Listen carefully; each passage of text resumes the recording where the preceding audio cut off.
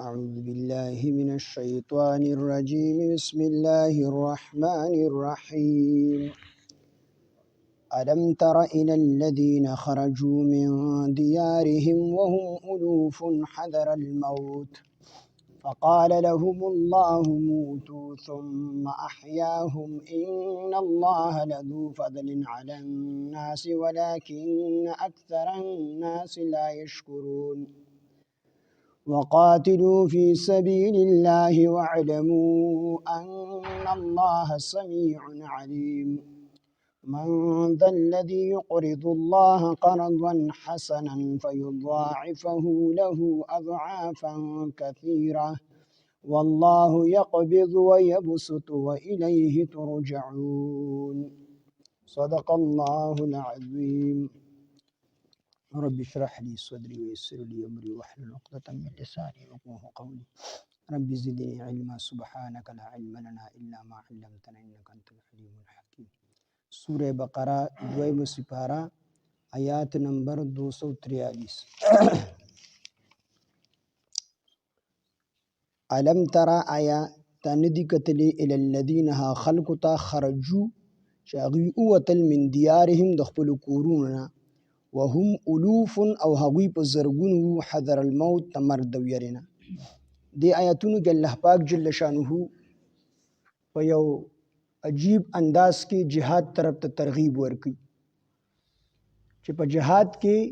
شریکېدل دا یو سړی مړ کېږي نه یعنی د مرګ سبب نه دی جهاد کې شرکت او په جهاد کې شریکېدل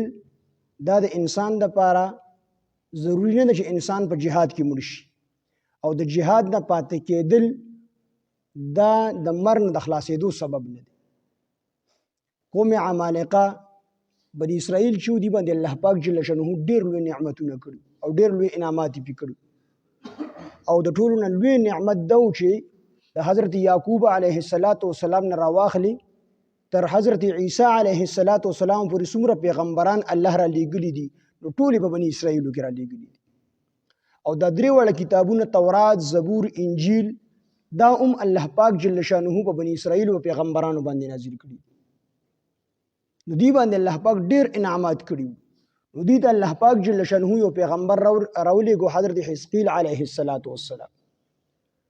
او د خپل قوم بني اسرائیل ته ووی چې د قوم عمالقه سره جهاد دی د قوم عمالقه چې د ډېر مضبوط قوم و قدونه هم چې کوم دی اوږده او پهلوانان مضبوط نو د خپل قوم د دې دپاره تیار کړو چې تاسو به د قوم عمالقه سره جهاد وکړئ هغې عذر پیش کړو چې دا خو ډېر مضبوط قوم دی او مونږ خو څومره کسان چې یو مونږ ټول د دې مقابله نشو کولی ځکه دا ډېر مضبوط دی نو مونږ به ټول مړه کړي نو د دې یرې نه دي ځنګل طرف ته وتښتېدل نو چې کله ځنګل طرف ته وتښتېدلو نو هلته پې الله پاک جل شانه مرګ راوستو ټول یې مړه کړل نو چې کله مړه شو نو بیا حضرت حزقیل علیه السلام الله پاک ته دعا وکړله او د دې په حق کې چې الله پاک دا قوم زما دوباره ژوندی کړي نو الله پاک جل شانه دوباره هغه قوم چې کوم دی ژوندی کړو نو دې کې دې طرف ته اشاره ده چې دا مرګ یوازې په جهاد کې نه دی د مرګ دپاره الله پاک جل شانه ټیم مقرر کړی دی وخت مقرر کړی دی سبب ولا مقرر کړی دی چې کومه ګوله د کم کس لپاره جوړه شوې ده او په دغه کس سړیږي او بل چا نه سړي موږ متل کو چې کومه شپه په ګور وي هغه په کور باندې نه راځي نو که ستا یو سیکنډ چې کوم دی په ټیم کې پاتې کوم چې الله پاک مقرر کړی دی نو یو سیکنډ چې کوم دی ستا له مخکې مرګ نشي راتللی او نه ستا دا مرګ د ټیم نه یو سیکنډ وروسته کېدلی شي بلکې دا هر څه الله پاک جل شانه لیکلي دي چې دله په دې ټیم باندې مرګ راځي دی به دوره خوراک کوي دوره به څښاک کوي دومره به چې کوم دی ساونه راکاږي دا ساونه هم چې کوم دی په شمار باندې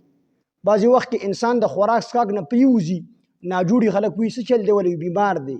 او د بیمارۍ دې حد ته رسېدلی چې خوراک څښاک یې پرېښی دی خو بیا همغه سا پکې ځي راځي نو د خوراک او څښاک ختم شوي وي خو دغه ساونه لا پاتې نو چې دغه ساونه یې تر کومې نه ختم شېدلی الله پاک مرګ نه راوړي نو دې کې جهاد طرف ترغیب دی چې علم تره آیا ته نه دي کتلې الی الذین ها خلکو ته خرجو چې هغوی ووتل من دیارهم د خپلو کورونو نه وهم الوف او هغوی په زرګونو وو حذر الموت د مرګ د یرې نه الوف دا د الف جمع ده او الف دا هزار ته ویلی شي زرو ته ویلی شي نو په زرګونو نو مفسرین مختلف تعداد لیکلی دی. بعضو لیکلی دی چې د دې تعداد دا 4,000 بعضی وی 8,000 بعضی وی 10,000 او بعضی مفسرین لیکلی دی 40,000 بعض 40,000 لیکلی دی او اخیری تعداد پکې 70,000 لیکلی دی چې دا 70,000 کسانو او دی او تختیدل ځنګل نو الته په الله پاک جل شانه مرګ راوستو او بیا حضرت حزقیل علیه السلام دعا وکړه نو الله پاک دی دوباره ژوند کړ. نو الله پاک دې کې خلکو ته خبرداري ورکړي او ترغیب ورکړي چې جهاد کې تلل دا مرګ نه دی او د جهاد نه پاتې کېدل دا د مرګ نه بچ کېدل نشي. یعنی په جهاد کې تاسو لاړ شئ ضروري نه تاسو به خامخا شهیدان کېږئ. تاسو ضروري نه تاسو به خامخا شهیدان کېږئ، تاسو به خامخا مړه کېږئ. او چې کوم د جهاد نه پاتې شي دې د مرګ نه چې کوم دی بچ کېدلی نشي. خالد ابن ولید رضی الله عنه په ډیرو جهادونو کې شریک شوی دی او دې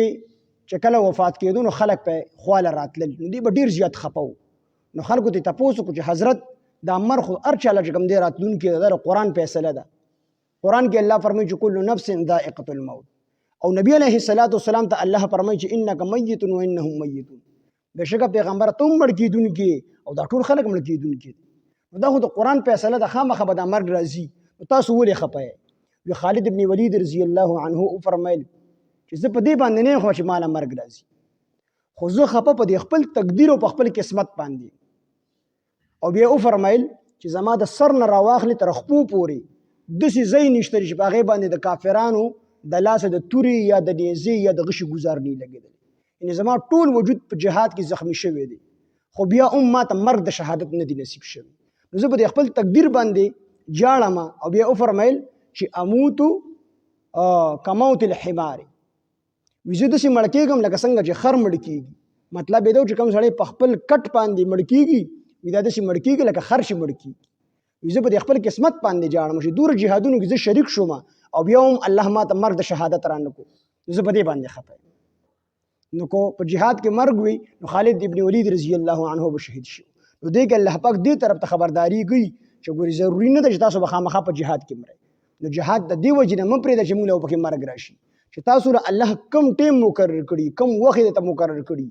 او کم ځای له مقرر کړي، اکه ځای کې به الله تاسو له مرګ راولي.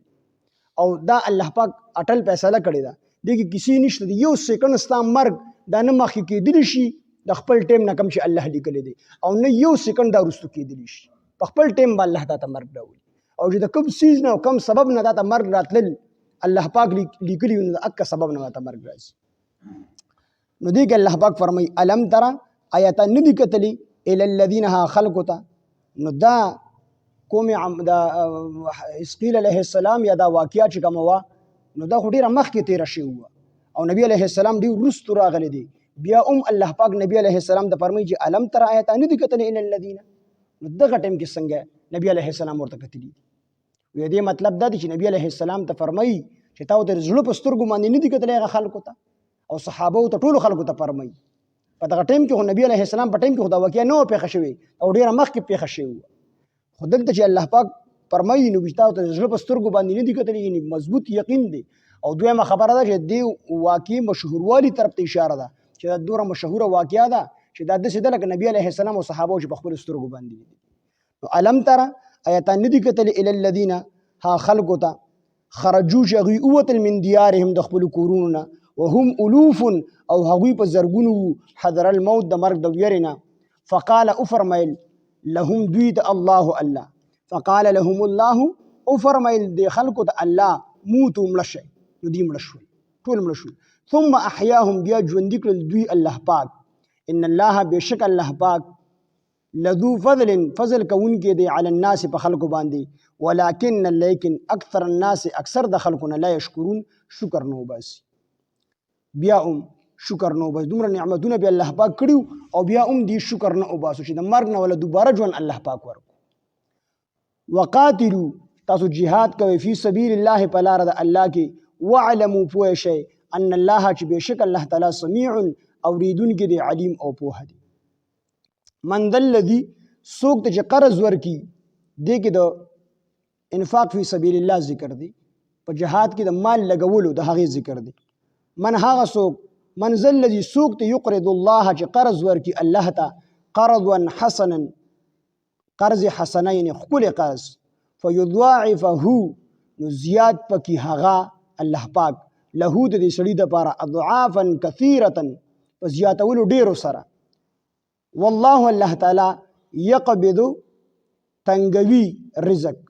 ويبسط او فراخ کوي رزق فیضاعفه نو زیات پکې د هغه د زیات پکې هغه یعنی الله پاک له د دې سړي دپاره اضعافا کثیرة په زیاتولو ډیرو سره نو کم سے کم الله پاک په لاره کې چې څوک خرج کوي نو کم سے کم مقدار یو په 200 باندې دی او والله یضاعف لمن یشاء او الله پاک ورله برغږي زیاتی چې څومره الله وغواړي د الله په علم کې چې څومره دی یو په کروڑ ولهم الله ورکوي یو په لاک ولهم الله ورکوي بس دا د الله خوښه ده چې څومره ول زیات او دویم الله دلته فرمایي چې څوک ته چې قرض ورکي الله ته دلته د قرض نسبت مجازن شوی دی ځکه چې مونږ د الله یو مونږ له څومره څیزونه راکړي دي د الله دي د دې مثال داسې دی چې ماشوم کله پلار دکان ته بوځي خوراک ولا والي خواږه ولا والي پاپړ ولا والي بل څه څیز ولا والي او بیا دې ماشوم ته یې ما راته لږ راکړه نو دا ماشوم وایي زه تاله نه در کوم نو دا هر څه خو د دې پلار دي خو دا ماشوم په دې پوهېږي نه او دا دې چې د پلار له ورکړي دا پلار بیا ډېر خوشحاله شي هغه بیا واپس ورکړي دا واله زمانې دي په کار وایي زوی مې سخي دی او په ما باندې خفه کېږي دک رنګ الله پاک جل شانه موږ له مال هم راکړی دی جان هم راکړی دی دا ټول څیزونه الله موږ له راکړي نو دلته کې چې الله پاک د قرض نسبت کړی دی مجازن کړی نور خدای هر څه د الله دي خو بیا هم وي دی کې علما فرمایي چې قرض څوک واخلي نو واپس یې بیا ورکوي نو بیا واپس عام طور انسانان یو په یو ورکوي او الله پاک د کم نه کم مقدار دا یو په 200 باندې نو قرض مطلب دا چې خامخا بدل الله پاک دغه واپس ترکي من ذا الذي سوقت يقرض الله چې قرض ورکی الله پاک ته قرضا حسنا خپل قرض فيضاعفه پس نو زیات پکې هغه له د دې سړي دپاره اضعافا کثیرة په زیاتولو ډیرو سره ډیر د ډیرو مقدار نه دی منجو څومره به الله پاک زیاتی والله الله تعالی یقبض رزق تنگوي ويبسط او رزق فراخه کوي و الیه هغه طرف ته ترجعون به تاسو واپس کولی شي مطلب دا دی چې تاسو د الله پاک جل شانه په لاره کې خرج هم وکړئ په خپل جهاد هم وکړئ او خپل مال هم د الله په لاره کې ولګوئ علم ترى آیاتان دي کتلې الی الذین ها خلقو ته خرجو چې هغوی ووتل من دیارهم د خپلو کورونو نه وهم الوف او هغوی په زرګونو حذر الموت د مرګ د ویرې نه فقال نو فرمیل لهم دوی ته الله موتو چې تاسو مړه شئ دوی مړه شول ثم احیاهم بیا ژوندي کړل الله پاک دوی لره ان الله بېشک الله تعالی لذو فضل کوونکی دی علی الناس په خلکو باندې ولکن اکثر الناس لیکن اکثر د خلکو نه لا یشکرون شکر نه کوي شکر نو باسي وقاتلوا تاسو جهاد وکئ فی سبیل الله په لاره د الله کې واعلموا وپوه شئ چې ان الله بېشک الله تعالی سمیع اوریدونکی دی علیم پوهه دی من ذا الذي څوک چې قرض ورکي یقرض من ذا الذي څوک چې یقرض الله چې قرض ورکي الله ته قرضا حسنا خپل قرض فیضاعفه نو زیات پکې هغه له د دپاره اضعافا کثیرة په زیاتولو ډیرو سره والله الله تعالی یقبض رزق تنگوي ويبسط او هغه فراخه کوي و الیه ترجعون او هغه طرف ته واپس کو و الیه او هغه طرف ته ترجعون به تاسو واپس کولی شئ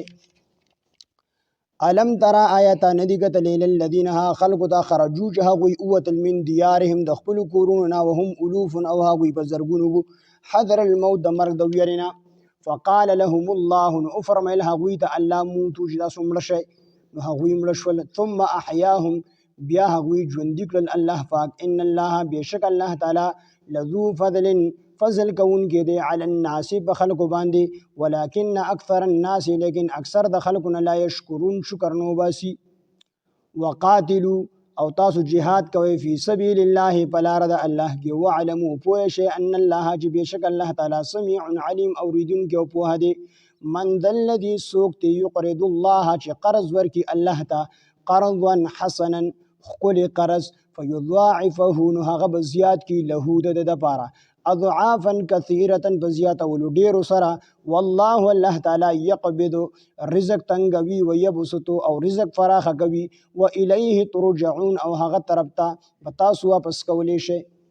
الحمد لله رب العالمين والعاقبة للمتقين. الصلاة والسلام على سيد الأنبياء والمرسلين وعلى آله وأصحابه أجمعين. ربنا تقبل منا إنك أنت السميع العليم وتب علينا إنك أنت التواب الرحيم. إله العالمين زمون رازش زمون لوی واړه ټول ګناهونه معاف کړي.